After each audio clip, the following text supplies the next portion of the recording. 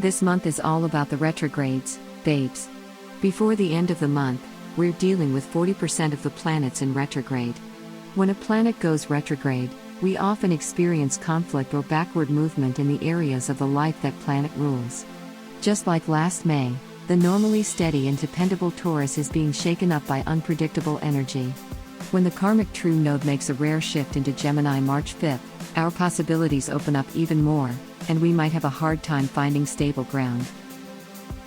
The full moon in Scorpio on the 7th is very well a highlight of the month. In fact, it's the second supermoon of the year. Full moons are times of culmination and fulfillment, and supermoons even more so, but that's no guarantee we'll like what we see. Because Scorpio is a sign of powerful Plutonian feeling, this calls for releasing something, no matter how daunting it may seem. Not even a week later, Saturn stations retrograde in the sign of Aquarius. We will all need to review our relationships, long-term goals, responsibilities, and duties. This retrograde is interesting because it travels over Aquarius and Capricorn over the period of a few months, drawing in themes from both signs. Another reason this retrograde is so powerful is because Saturn has rulership over both of these signs. As it stands, the lessons we learn will be hard, and shortcuts won't get us anywhere, but the rewards are sure to be tangible and abundant. Venus follows suit, stationing retrograde in Gemini on May 11th. Everyone's love life may be due for a shake-up or two over the next month. The best way to survive this disturbance is by practicing lots of self-care. Indulge in activities that leave you feeling good about yourself. On a more positive note, this retrograde activity almost always results in a refined perspective. The heart is a delicate thing, but Venus retrograde challenges us to acknowledge whether our heart is open or blocked. It is also going to be a month of potentially brilliant healing thanks to the entrance of Mars into empathetic Pisces on the 13th. This is an unignorable call to channel our energy into conscious doing and being. Dream big. We'll be more likely to opt for indirect action and drifting rather than forcing our way. The passionate energy of Mars in such a spiritually inclined sign means we'll be awakening to the divinity and magic inside each of us. Even better, the communication issues that Venus retrograde brings are smoothed out by Mercury's transit through Gemini. From May 11th onward, we're inclined to be more curious and sociable. With Mercury right at home in the sign it rules, we quickly grasp new concepts.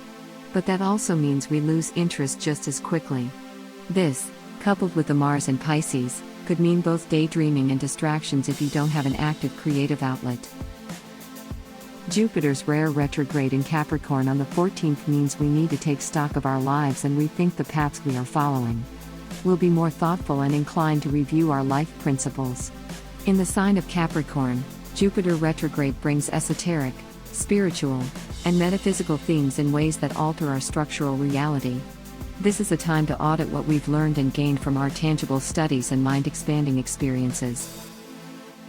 We also have Pallas stationing retrograde in Aquarius on the 17th, just a few days after the last quarter moon in the same sign. In astrology, the asteroid Pallas is intricately linked to our creative abilities and innate healing wisdom. This asteroid is about how we handle bumps in the road, so this is a time to take a second look at our fear of failure and success. With the Sun entering Gemini on the 20th, we are motivated by knowledge and diversity. This high amount of activity in the chatty air sign makes us more sociable, intellectual, and curious. However, you do have to watch for becoming unreliable or distractible. Our minds and mouths are 1,100 miles a minute, but you'll have to be careful not to waste words on things that'll get you into trouble later. Another reason we'll be so hungry to learn is the new moon, also in Gemini, on the 22nd. As we approach the beginning of this new lunar cycle, we'll have all sorts of ideas about what we can start next. For this mutable air sign, possibilities are endless. The Mars in Pisces adds a boundless infinite touch to these ideas, but try to remain realistic if you can. What has worked for you in the past? What hasn't? These themes will be prominent now. To close out this complicated month, Mercury leaves Gemini and enters the waters of Cancers. Thinking on a deeper level comes naturally, although there's a tendency to let feelings take over. That might not be a bad thing as long as we can contemplate the things that make us feel the most vulnerable. Thank you so much for watching. Please give us a thumb up if you liked the video. Subscribe our YouTube channel not to miss the next video horoscope. Visit our website GoToHoroscope.com where you can find actual horoscope for today. Download our apps from Google Play and App Store to have your daily horoscope always on hand.